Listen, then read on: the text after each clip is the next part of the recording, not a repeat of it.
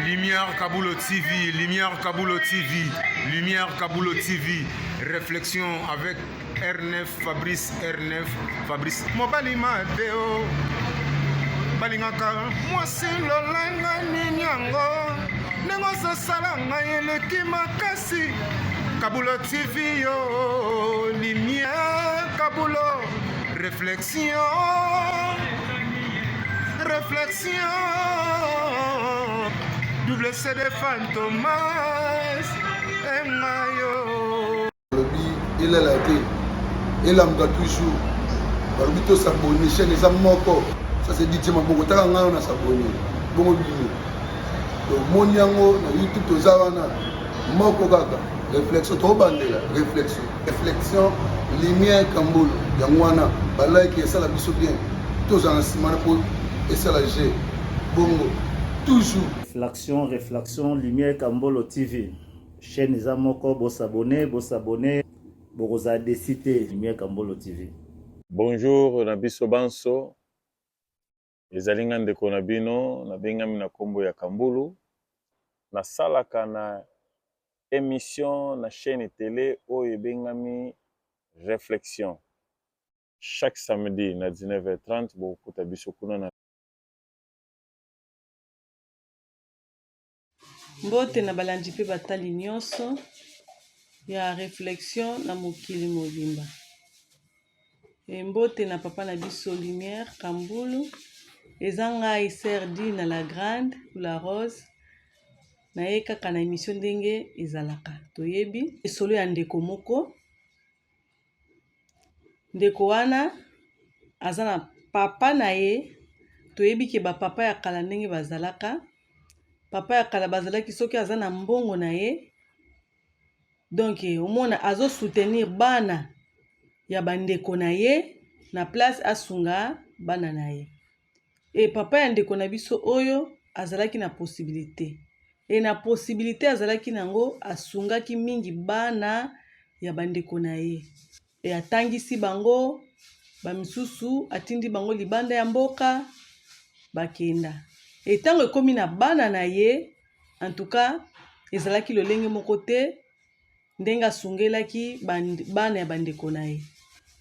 Et papa akoli et bana wana pe babandi kosala, bana na ye pe bakoli et comme sikoyo bana fo bazwa charge ya papa na bango.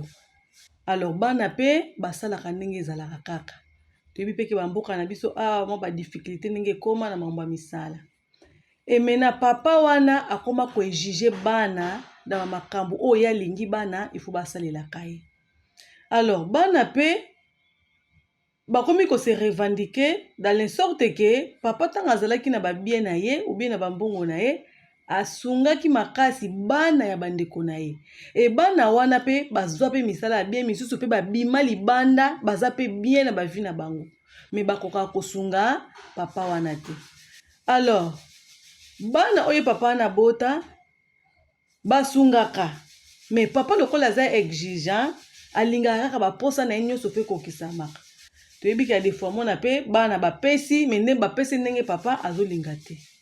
Bamisusu pe ya papa ngo bazwa na bango mais basalaka kaka ndenge tosungelaka kaka mais papa mona ngo kaka moke. Alors papa akoma koloba maloba moko o bana basepelaka nango te. Alors, ekomi sikoyo komema pe mwa bitumba entre mama ya bana. Donc mwasi ya papa wana na bana na ye ekomi lokola mwa ba makambu mwa ba tireima ba maloba papa azobimisa mama azosepela nango pe te pona bana. Alors que papa aza pe na batu mosusu oyo epa sungaka tango azalaki na ba makambo abi azalaki na ndoto makasi oyo pe lelo bako kosunga ye. Siko bana bakomi koyebisa ye te papa. Oza pe na bato oyo osunga bana bandeko na oyo bimisa opotangisa baza pe na ba position ya bien bakoki pe kosunga yo. Soki biso tokoki te bango bakoki kopesa bango kutu bazo ba opportunité makasi batanga ba classe ya bien babima balibanda baza pe bien par rapport na biso yo kutosunga bango o baza lelo eza yo bengaka bango pe. Alors papa akomi komona ngo mabe akomi kolibisa maloba mabe maloba wana ya mabe ekomi kosala ke babendana na mama ya bana.